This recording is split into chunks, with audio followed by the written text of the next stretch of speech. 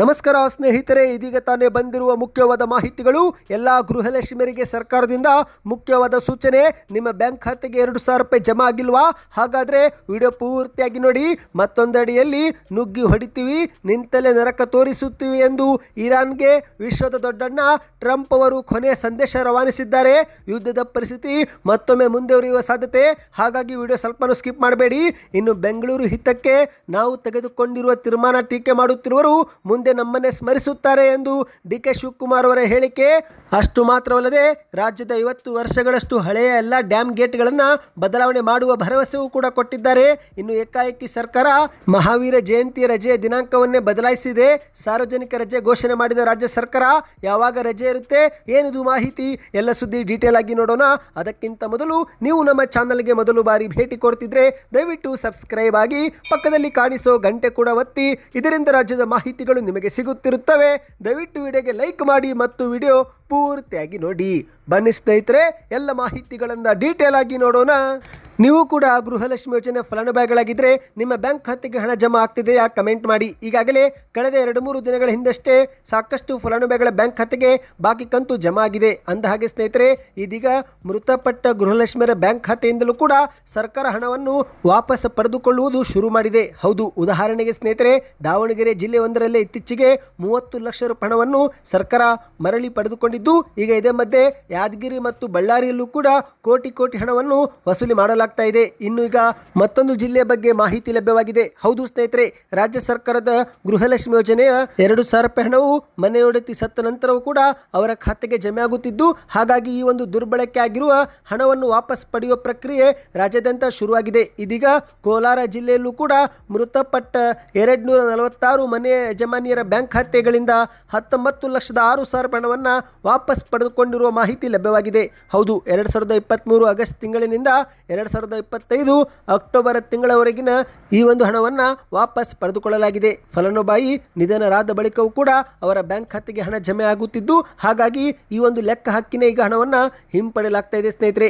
ಬ್ಯಾಂಕುಗಳಿಂದಲೇ ನೇರವಾಗಿ ರಾಜ್ಯ ಸರ್ಕಾರಕ್ಕೆ ವಾಪಸ್ ಹಣ ಜಮೆ ಆಗ್ತಾ ಇದೆ. ಹೌದು, ಹಂತವಾಗಿ ಎಲ್ಲ ಜಿಲ್ಲೆ ಫಲಾನುಭವಿಗಳಿಗೂ ಇದು ಅನುಭವವಾಗಲಿದೆ ಸ್ನೇಹಿತರೆ. ಇನ್ನು ಇದೇ ಒಂದು ಕುರಿತಂತೆ ಸಚಿವ ಲಕ್ಷ್ಮೀ ಹೆಬ್ಬಾಳ್ಕರ್ ಅವರು ಕೂಡ ಕೋಲಾರದ ಕಾರ್ಯಕ್ರಮವೊಂದರಲ್ಲಿ ಮಾತನಾಡಿದ್ದಾರೆ. ಗೃಹಲಕ್ಷ್ಮಿ ಯೋಜನೆಯ ಫಲಾನುಭವಿಗಳ ಮಾಹಿತಿ ಸರ್ಕಾರದ ಬಳಿ ಇದ್ದು, ಮೃತಪಟ್ಟ ಫಲಾನುಭವಿಗಳಿಗೆ ಜಮೆ ಆಗಿರುವ ಹಣವನ್ನು ವಾಪಸ್ ಪಡೆದುಕೊಳ್ಳುತ್ತೇವೆ ಎಂದಿದ್ದಾರೆ. ಇನ್ನು ಇದೇ ನಡುವೆ ವೃದ್ಧ ಮನೆಯೊಡತಿ ಅಂದರೆ ವಯಸ್ಸಾಗಿರುವ ಮನೆ ಯಜಮಾನಿಯರು ಬ್ಯಾಂಕಿಗೆ ಅಲೆದಾಡುವುದು ಕಷ್ಟ, ಹಾಗಾಗಿ ಅಂತಹ ಫಲಾನುಭವಿಗಳ ಬ್ಯಾಂಕ್ ಖಾತೆಯನ್ನು ಇತರೆ ಕುಟುಂಬದ ಸದಸ್ಯರು ಪಡೆದುಕೊಂಡು ಉಪಯೋಗ ಮಾಡುತ್ತಿರುತ್ತಾರೆ.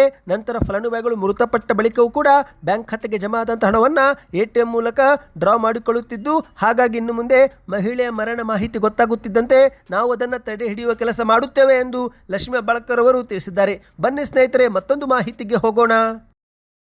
ಇದೀಗ ಇರಾನ್ಗೆ ಅಮೆರಿಕದ ಅಧ್ಯಕ್ಷ ಡೊನಾಲ್ಡ್ ಟ್ರಂಪ್ ಅವರು ಒಂದು ಕೊನೆಯ ಸಂದೇಶ ರವಾನಿಸಿದ್ದಾರೆ. ಹೌದು ಸ್ನೇಹಿತರೆ, ನುಗ್ಗಿ ಹೊಡಿತೀವಿ ಮತ್ತು ನಿಂತಲೇ ನರಕ ತೋರಿಸುತ್ತೀವಿ ಎಂಬ ಕುರಿತಂತೆ ಶಾಕಿಂಗ್ ಹೇಳಿಕೆಯನ್ನು ಅಮೆರಿಕದ ಅಧ್ಯಕ್ಷ ಡೊನಾಲ್ಡ್ ಟ್ರಂಪ್ ಅವರು ಕೊಟ್ಟಿದ್ದಾರೆ.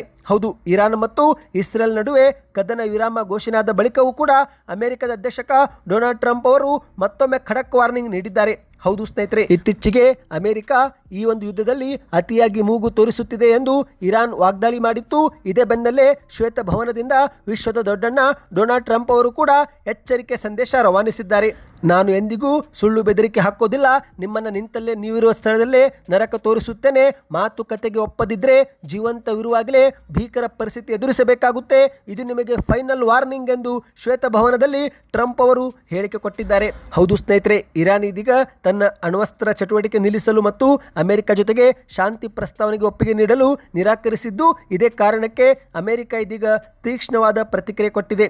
ನರಕವನ್ನು ಸೃಷ್ಟಿ ಮಾಡುವುದು ಎಂಬ ಪದ ಬಳಕೆ ಮೂಲಕ ಪರೋಕ್ಷವಾಗಿ ಇರಾನ್ನ ಪ್ರಮುಖ ಸೇನಾ ನೆಲೆಗಳು ಮತ್ತು ಆಯಕಟ್ಟಿನ ಸ್ಥಳಗಳ ಮೇಲೆ ಹಿಂದೆಂದೂ ಕಾಣದ ರೀತಿಯಲ್ಲಿ ದಾಳಿ ನಡೆಸುವ ಸುಳಿವನ್ನು ಟ್ರಂಪ್ ಅವರು ನೀಡಿದ್ದಾರೆ. ಹೌದು, ಇದೀಗ 15 ಅಂಶ ಒಳಗೊಂಡ ಒಂದು ಶಾಂತಿ ಯೋಜನೆ ಪ್ರಸ್ತಾವನೆ ಸಲ್ಲಿಕೆ ಮಾಡಲಾಗಿದ್ದು, ಆದರೆ ಇರಾನ್ ಏನಾದರೂ ಈ ಒಂದು ಪ್ರಸ್ತಾವನೆ ಒಪ್ಪಿಕೊಳ್ಳದಿದ್ದರೆ ಆಗ ನುಗ್ಗಿ ಹೊಡಿತೀವಿ, ನಿಂತಲೇ ನರಕ ತೋರಿಸುತ್ತೀವಿ ಎಂದು ಟ್ರಂಪ್ ಅವರು ಕೊನೆಯ ಸಂದೇಶ ರವಾನಿಸಿದ್ದಾರೆ. ಸದ್ಯ ಸ್ನೇಹಿತರೆ, ಕಾದು ನೋಡಬೇಕು, ಈ ಒಂದು ಯುದ್ಧ ಇಲ್ಲಿಗೆ ನಿಲ್ಲುತ್ತೋ ಅಥವಾ ಮತ್ತಷ್ಟು ಮುಂದೆ ವರಿಯುತ್ತೋ ಎಂಬುದನ್ನು ನಾವು ಕಾದು ನೋಡಬೇಕಾಗಿದೆ. ಬನ್ನಿ ಮತ್ತೊಂದು ಮಾಹಿತಿಗೆ ಹೋಗೋಣ.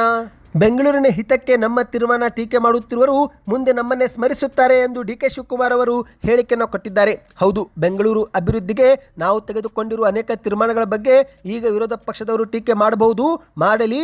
ಆದರೆ ಮುಂದಿನ 5 ವರ್ಷಗಳ ನಂತರ ಡಿಕೆ ಶಿವಕುಮಾರ್ ಅವರು ಉತ್ತಮ ನಿರ್ಧಾರ ತೆಗೆದುಕೊಂಡ್ರು ಎಂದು ಅವರೇ ಹೇಳುತ್ತಾರೆ. ನನಗಷ್ಟೇ ಸಾಕು ಎಂದು ಡಿಕೆ ಶಿವಕುಮಾರ್ ಅವರು ಪ್ರತಿಕ್ರಿಯೆ ಕೊಟ್ಟಿದ್ದಾರೆ. ಈಗ ನಾನು ನನ್ನ ತೀರ್ಮಾನವನ್ನು ಬೇರೆಯವರಿಗೆ ಒಪ್ಪಿಸಲು ಆಗದೇ ಇರಬಹುದು, ಆದರೆ ಸಮಯ ಬಂದಾಗ ಅವರೇ ಒಪ್ಪುತ್ತಾರೆ. ವಿರೋಧ ಪಕ್ಷದ ನಾಯಕರು ಏನು ಬೇಕಾದರೂ ಮಾತನಾಡಲಿ, ಆದರೆ ನಾವು ಮಾತ್ರ ಅಭಿವೃದ್ಧಿಯತ್ತ ಸಾಗುತ್ತೇವೆ ಎಂದು ಡಿಕೆ ಶಿವಕುಮಾರ್ ಅವರು ಹೇಳಿಕೆಯನ್ನು ಕೊಟ್ಟಿದ್ದಾರೆ. ಈ ಒಂದು ಹಿಂದೆ ಗ್ರೇಟರ್ ಬೆಂಗಳೂರು ಅಭಿವೃದ್ಧಿ ಸಂಬಂಧಿಸಿದಂತೆ ವಿರೋಧ ಪಕ್ಷದ ನಾಯಕರಾಗಿರುವ ಆರ್ ಅಶೋಕ್, ಅಶ್ವಥ್ ನಾರಾಯಣ ಸೇರಿದಂತೆ ಹಲವರು ಅನೇಕ ಸಲಹೆ ಕೂಡ ನೀಡಿದ್ದಾರೆ. ಇವರ ಸಲಹೆ ನಾನು ಕೂಡ ಒಪ್ಪುತ್ತೇನೆ. ಜೊತೆಗೆ ಟೀಕೆಗಳನ್ನು ಕೂಡ ಅವರು ಮಾಡಿದ್ದಾರೆ. ನಾನು ಟೀಕೆಗಳನ್ನು ಕೂಡ ಸ್ವೀಕಾರ ಮಾಡುವವನು. ಟೀಕೆ ಇಲ್ಲದೆ ಹೋದರೆ ಯಾವುದೇ ಮನುಷ್ಯನನ್ನು ಬದಲಾವಣೆ ಮಾಡಲು ಸಾಧ್ಯವೇ ಇಲ್ಲ. ಚಿನ್ನ ಪರೀಕ್ಷೆ ಮಾಡುವಾಗ ಬೆಂಕಿಗೆ ಹಾಕುತ್ತಾರೆ, ಅದೇ ರೀತಿ ಮನುಷ್ಯನನ್ನು ಪರೀಕ್ಷೆ ಮಾಡುವಾಗ ಟೀಕೆಗಳು, ಅಪಾದನೆಗಳು ಬರುತ್ತವೆ. ಇದನ್ನು ನಾವು ಯಾವ ರೀತಿ ತಿದ್ದಿಕೊಳ್ಳಬೇಕು ಎಂಬುದು ಇಲ್ಲಿ ಮುಖ್ಯವಾಗಿರುತ್ತೆ. ಇನ್ನು ಟೀಕೆ ಮಾಡಿದ್ರು ಅಂದ ತಕ್ಷಣ ನಾನು ಸಿಟ್ಟು ಮಾಡಿಕೊಳ್ಳುವುದು ಕೂಡ ಮಾಡೋದಿಲ್ಲ ಎಂದು ಡಿಕೆ ಶಿವಕುಮಾರ್ ಅವರು ಹೇಳಿದ್ದಾರೆ. ಈಗ ನಾನು ಆಸಕ್ತಿ ಪಟ್ಟು ಬೆಂಗಳೂರು ಅಭಿವೃದ್ಧಿ ಖಾತೆ ವಹಿಸಿಕೊಂಡಿದ್ದೇನೆ. ನಾನು ಈ ಒಂದು ಹಿಂದೆ ನಗರಾಭಿವೃದ್ಧಿ ಸಚಿವನಾಗಿದ್ದೆ, ಇಂಧನ ಸಚಿವನು ಕೂಡ ಆಗಿದ್ದೆ. ನನಗೆ ಸಾಕಷ್ಟು ಅನುಭವಗಳು ಇದ್ದು ಬೆಂಗಳೂರನ್ನು ಬದಲಾವಣೆ ಮಾಡಲು ನಾನು ಹೊರಟಿದ್ದೇನೆ ಎಂದು ಡಿಕೆ ಶಿವಕುಮಾರ್ ಅವರು ಹೇಳಿದ್ದಾರೆ.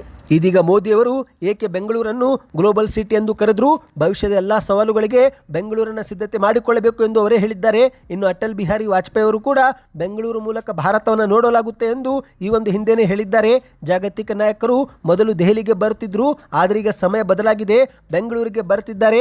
ಇದು ಕೇವಲ ನಮ್ಮಿಂದ ಮಾತ್ರವಲ್ಲ, ಪ್ರತಿಭಾವಂತ ಯುವಕರು, ನಾಗರಿಕರು ಮತ್ತು ಎಲ್ಲ ಸರ್ಕಾರಗಳಿಂದಲೇ ಸಾಧ್ಯವಾಗಿದೆ ಎಂದು ಡಿಕೆ ಶಿವಕುಮಾರ್ ಅವರು ಮಾತನಾಡಿದ್ದಾರೆ. ಅಂದಹಾಗೆ ಸ್ನೇಹಿತರೆ, ಇದೇ ಮಧ್ಯೆ ರಾಜ್ಯದ 50 ವರ್ಷಗಳಷ್ಟು ಹಳೆಯದಾಗಿರುವ ಎಲ್ಲ ಡ್ಯಾಮ್ಗಳ ಗೇಟ್ ಬದಲಾವಣೆ ಮಾಡುವ ಭರವಸೆಯೂ ಕೂಡ ಡಿಕೆ ಶಿವಕುಮಾರ್ ಅವರು ಕೊಟ್ಟಿದ್ದಾರೆ. ಹೌದು, ಕರ್ನಾಟಕದಲ್ಲಿರುವ 50 ವರ್ಷಗಳ ಹಳೆಯ ಎಲ್ಲ ಜಲಾಶಯ ಗೇಟ್ಗಳನ್ನು ಬದಲಾವಣೆ ಮಾಡಲು ನಮ್ಮ ಸರ್ಕಾರ ನಿರ್ಧಾರ ಮಾಡಿದೆ ಎಂದು ಕೂಡ ಸದನದಲ್ಲಿ ಡಿಕೆ ಶಿವಕುಮಾರ್ ಅವರು ಮಾಹಿತಿಯನ್ನು ಕೊಟ್ಟಿರುವಂಥದ್ದು. ಮೊದಲು ತುಂಗಭದ್ರಾ ಜಲಾಶಯ ಗೇಟ್ ಬದಲಿಸಲು ನಾವು ನಿರ್ಧಾರ ಮಾಡಿದ್ದೇವೆ.